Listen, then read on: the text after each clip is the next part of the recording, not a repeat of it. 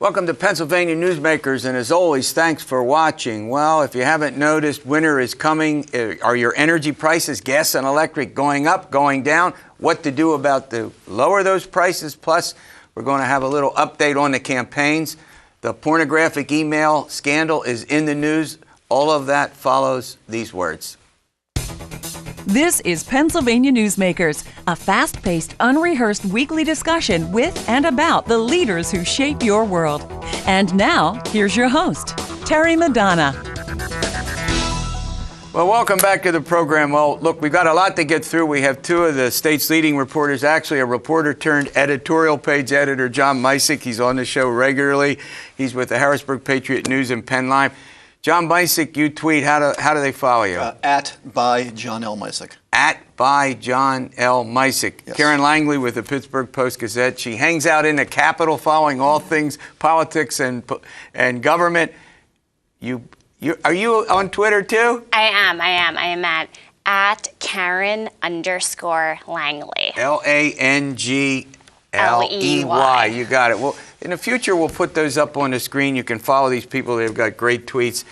All right, let's start. We're going to do a campaign update. It's getting close to it. But before I do, John Misick, the never-ending saga of the pornographic email scandal now envelops. We've got three people. Not the Chief Justice, Ron Castile, has not been accused of, but he's at the epicenter of this conflict. Bring the folks up to date about where this stands. Yeah, it was quite a week. If you're a Supreme Court watcher, and even if you're not, Seamus McCaffrey, Democratic State Supreme Court Justice from Philadelphia, a couple of weeks ago got swept up in this when it was revealed that he'd sent some pornographic emails from his personal computer to an agent of the Attorney General's office that then sort of disseminated across state government. He was suspended by the court last week, and that case has been referred to the Judicial Conduct Board for review to see if he violated any canon of ethics. But we were talking about Chief Justice Castile, who, I think might be unprecedented, issued a concurring opinion of that suspension, just spanking Justice McCaffrey. There's a feud between them that goes back many years. It was back to the Philly traffic court situation to whether McCaffrey's wife was running a law practice out of his chambers. At one point, Justice Castile suggested that Justice McCaffrey was sociopathic. It was quite a romp. There were some, Karen, very specifics about some of those emails that were sent out. I mean, you don't have to repeat them on air, but he put them in the letter that he sent out, or the email that he sent out to the press. I mean, I was stunned by what they said. It was very colorful stuff. Yeah, that's a good way to put it. I like this. Has been a strange story to begin with. These, of course, are pornographic emails, though, that were turned up when the Attorney General was conducting her review of how the office handled the Sandusky matter. Right. And it swept through the Corbett administration with some people who had been with Corbett in the AG's office at the time who are now out, and now it is in the Supreme Court, and I guess we'll have to see what happens. We have another Justice, Michael Aiken. He's involved. How does he get involved? So the Philly Daily News reported that he had received some pornographic and I believe racially charged emails. And then he came out and said that he had received a call from Justice McCaffrey in an agitated state saying that if Justice Aiken didn't push back against Chief Justice Castile, that Justice McCaffrey might cause these emails to be released. And so now there's been this back and forth, charges of blackmailing, which Justice McCaffrey denies. So in summary, we got three Supreme Court justices involved. Justice Castile, who not arguably has been in his personal feud with Seamus McCaffrey, another justice, has a long history, as John points out. Now we've got a third one who apparently received these emails, plus a call from McCaffrey, who may or may not have threatened him. Do I got that right, John? Yes.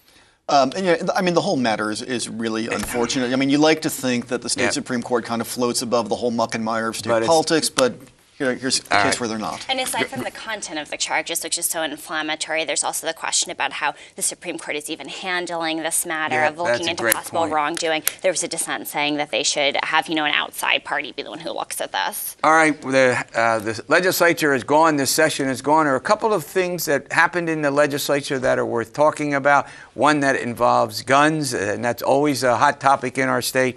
We'll get to that in a moment. This broadcast of Pennsylvania Newsmakers is presented by the Pennsylvania Chamber of Business and Industry, the statewide voice of business.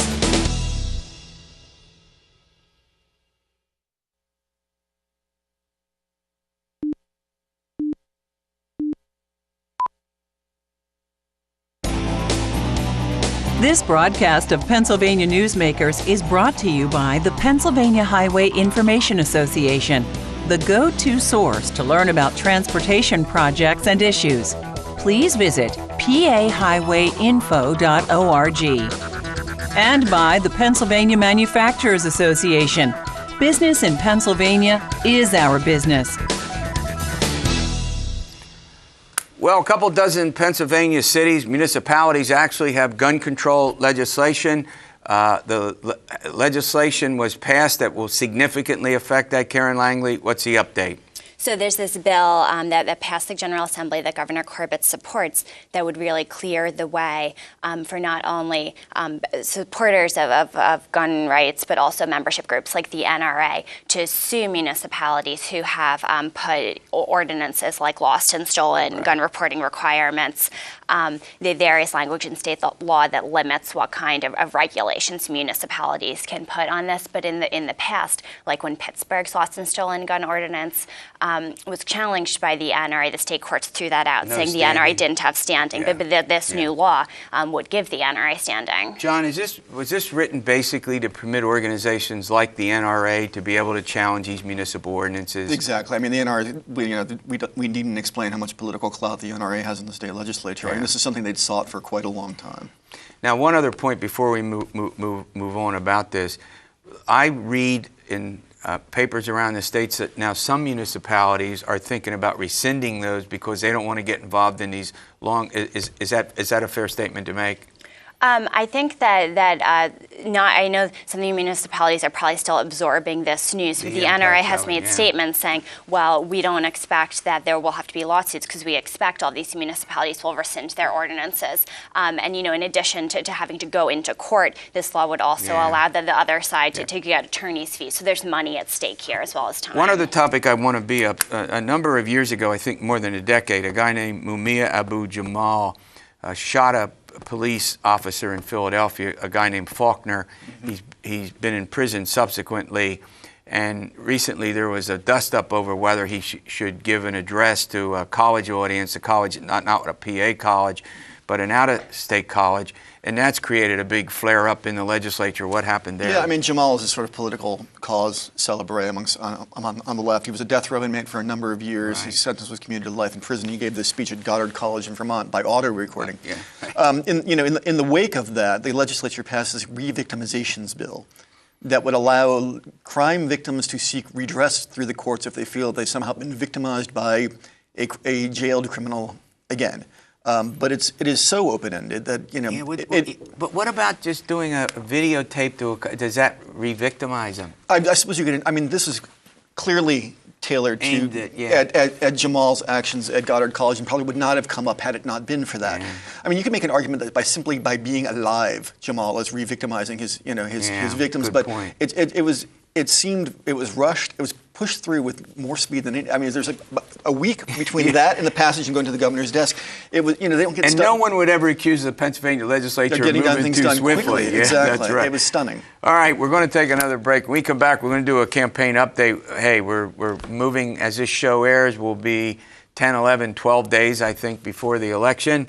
We'll be back and take a little election preview in a moment. This broadcast of Pennsylvania Newsmakers is brought to you by Pennsylvania Credit Union Association. Pennsylvania Credit Unions, where people are worth more than money. To find a credit union that is right for you, check out ibelong.org. And by the Energy Association of Pennsylvania. Pennsylvania's energy information source.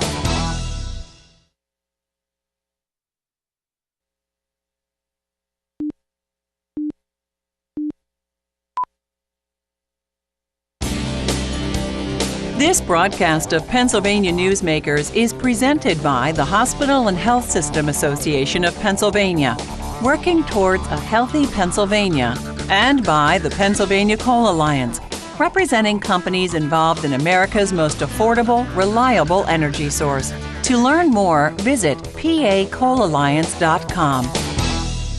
Welcome back. Karen Langley and John Misick, both reporters, one of them an editorial page editor. I keep reminding John of that since he still does reporting at any rate. John, we're getting down to the final throes of the campaign. The ads are still pretty vicious. The campaigning has intensified. Whether the voters are paying any attention is another matter. What's the latest update? I'll get to that in just 2 seconds. Just before the break, we're talking about the Abu Jamal murder. His guilt is not in dispute. He shot Officer Daniel Faulkner in cold blood. Shouldn't be read as an explicit or implicit condoning of what he did. So just so that's clear. I think we have a great point, and I think the guy deserves to be in jail. The host agrees with you for whatever that means. Go ahead. So moving right along, as we sit here, there's a week and a bit before Election Day. This coming week, former President Bill Clinton is going to campaign for Democrat Tom Wolf in Pittsburgh. President Obama is also slated to come in. Michelle Obama's already been in. Hillary Clinton's already been in. Speaks to the emphasis with which Democrats are putting on this race. You look at the national prognosticators, they're predicting dire things for Governor Tom Corbett. I'm not going to go that far because any weird thing can happen between now and the time the polls open and or close. But the ads are ratcheting up. I mean, if you look at the airwaves now, Governor Corbett's gone almost exclusively negative on Tom Wolf, punching him out on his income tax plan, doing what he can to try to close this, admittedly large polling gap. Now you wrote a very interesting piece about Corbett. You did a lengthy bio. Here's a basic 101 question. Did you find out anything? It was a great piece, by the way, in the Post. Was there anything new that you've covered Governor Corbett for some time? What did you find new in that?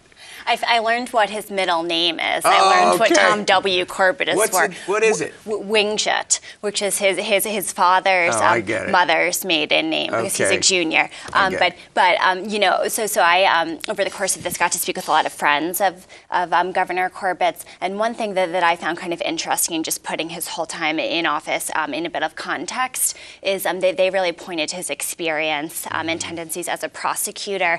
Kind of sometimes keeping things close to the vest, being very dedicated to a specific cause as things that maybe helped propel him to becoming governor, and then maybe have posed some challenges politically for him.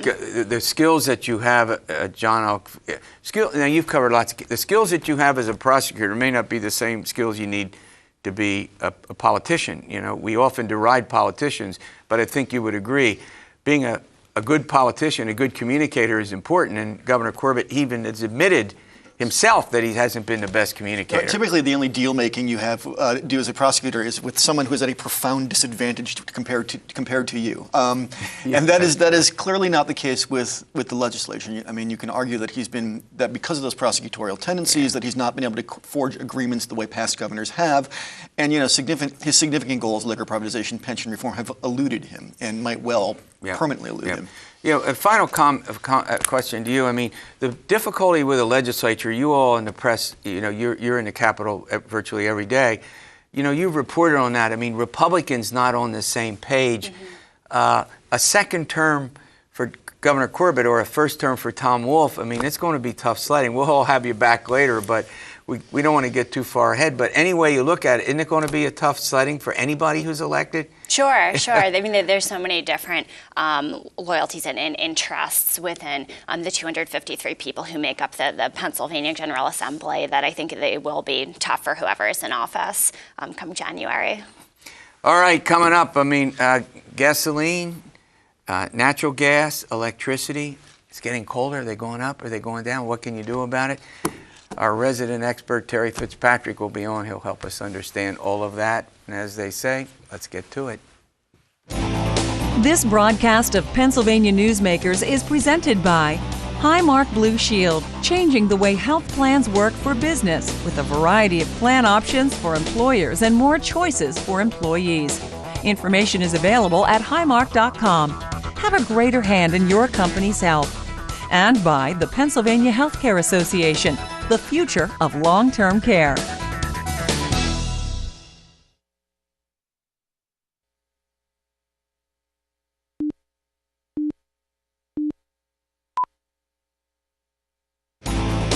This broadcast of Pennsylvania Newsmakers is brought to you by the Pennsylvania Business Council and by the Pennsylvania Business Council Education Foundation. Well, Terry Fitzpatrick, he's the president and CEO of the Energy Association of Pennsylvania, joins me now. He's the guy we call in whenever we want to talk about all things energy, former member of the Pennsylvania Utilities Commission. All right, I promoted this, gas, electric, up, down. Boy, you fill up your gas tank now, what can I tell you? Right, I don't have to tell you. Well, I think it was $3.12 cents for regular. Is that about right? Yes. Good news for a change. Yeah. It's nice to see that. Yeah, we'll talk about what we can expect coming ahead. Let's pick either one, electric or gas, and we'll take it from there. Why don't we talk about them both together first? Let's do it. The Energy Information Administration, which is a wing of the U.S. Department of Energy, released their short-term energy outlook recently. And the good news is they're predicting lower home heating prices for this winter. Now, there's a caveat to that, though. They're predicting that the actual price of electricity and natural gas is going to be slightly higher. Slightly higher. Slightly higher, a couple of percentage points. But they're predicting lower usage because based upon the National Oceanic and Atmospheric Administration predictions, they think it's not going to be as severe a winter as last winter. Well, you can take that. You should definitely take it with a grain of salt. Sure, I mean, who can predict the weather? I don't think the polar vortex was predicted last winter either. That's right. So prices are going to be lower. Or they might be higher, but because the weather will be milder, it will mean less overall use, and therefore probably a net gain for most people, or certainly no higher. No, a little bit lower actually for most people when you balance them. But again, you can't. It's hard to say for sure. I get it, but at least there's not some dire prediction. No. That we can put people's minds to rest on that one. The outlook is even better for people who heat their homes with heating oil and propane, because there they think the prices are going to be down fairly significantly. Wow. So there's good news, and that's largely driven by the same factors that, as you said, cause gasoline prices to be lower. All right, let's talk about this is the time of year when we bring you on and we say, okay, I'm out there. What do I do? How can I? What steps should I take to make sure that these prices stay down, or that my costs stay down? Well, if you're heating your home with either natural gas or electricity, first thing you can do is, are you shopping for electricity or gas? Because that's something you can do. You look around for the best price that you can get if you're not shopping. If you are shopping, pay some attention to what kind of terms you have in your contract with your supplier. One of the things that happened last winter was a lot of people didn't realize perhaps that they were on a variable rate where the rate could change month to month. If there's a lesson from last winter, it's that these markets, while the overall picture for us is good in terms of energy supplies and prices, yes, is that what you're saying? But there can still be volatility in the short term for a variety of reasons. Yeah. So you might want to get a fixed price so that you can be sure that you're not going to get those surprises like people did. That's in our family we've done that. It's a little complicated trying to figure out, what to do with all these, and there have been lots of. I think the newspapers and TV stations, have tried to help out by providing consumer updates, but that's fairly complicated, and because there's just so many options out there. Yes, no? Well, yes, but I think there have been some efforts that I think have borne fruit to try to educate people about this. And I know the PUC has changed its website, its Power Switch website, to make very clear which rate offerings are variable. Yes, and to explain to customers what the difference is between a fixed price and a variable price. Now, how would people access that website? It's papowerswitch.com. PA, we don't have it up here, but papowerswitch.com. That's one word. Yes. PA Power Switch. Correct. So that's fairly easy. All right. So at any rate, the other thing is, I always thought that people ought to go around and just basically take a look at their home to see if it's energy efficient. I mean, storm doors, windows, and things that we sort of take for granted. You could, cut your costs down enormously, plus adjusting the thermostat. I mean, things that seem so relatively simple that might have an effect. I don't know that a lot of people do. Well, certainly it's something something you can do as we enter the winter here is look for some of those tips on how you can save energy. Probably one that really comes to mind here as we enter the winter is get your furnace checked. You know, have the basic maintenance done on your furnace. It's like a car. If you never maintain it, you can't expect it to run well. But if you go on look for the website of your electric or gas utility, they're also going to have tips on there for you on a lot of different things you can look at to save energy. All right, one of the more controversial things that certainly in south central Pennsylvania has to do with gas pipelines and going through, in some cases, environmentally sensitive areas, in some cases through farmland. And, you know, there's a huge debate going on in Lancaster County, for example. But, you know, this is a debate that we could be having in other parts of our state and as well the nation. Look at the Keystone XL, right? Right. So give us a sort of an update, or what is the sort of the pros and the cons? How should this what kind of perspective can you offer as we move forward with this debate? Well, you know, Terry, we're talking about electricity supplies and prices, and we're talking about things that affect them, and talking about the weather can affect them. One of the things that certainly affects them, well, a couple things that affect those prices over the long term are, what are your policies? You know, what are your environmental policies? What are your land use policies? And infrastructure affects prices very much too, because if you have energy supplies but don't have the ability to get them to where they're going to be used, then they're not going to do you much good. One of the things that caused prices to go so high last winter during the polar vortex was the fact that there was not sufficient, particularly natural gas infrastructure, to get the gas everywhere where it was needed. These are very difficult issues that come up with siting these pipelines. And, you know, I never try to tell anybody what their beliefs ought to be or what their position ought to be. Always try to explain things just in terms of policy trade-offs. It's hard to cite things like pipelines, but if we don't cite them, we're going to pay a price for that. Now, this isn't a comment on any particular route that a pipeline would take. You know, you need to do that in a way that's sensitive to a whole range of environmental and land use concerns. But if we can't build things like that, these supplies that we have, we're not going to be able to make full use of them. So we need to go through that difficult process of siting infrastructure. One of the other things is sort of the electric. You know, every place I turn, I see a lot of stuff going on with road. You know, they're digging up roads. Is that the same thing with electric, and how that we get that to consumers? In some cases, electric facilities will be underground, particularly in certain developments where they underground them. Other times they will be built aerial, you know, on poles, transmission lines and distribution lines. So road projects like that could involve both gas utilities, water utilities, wastewater, sewer utilities. And we just have to be patient and understand while all that's going on. Okay, great update.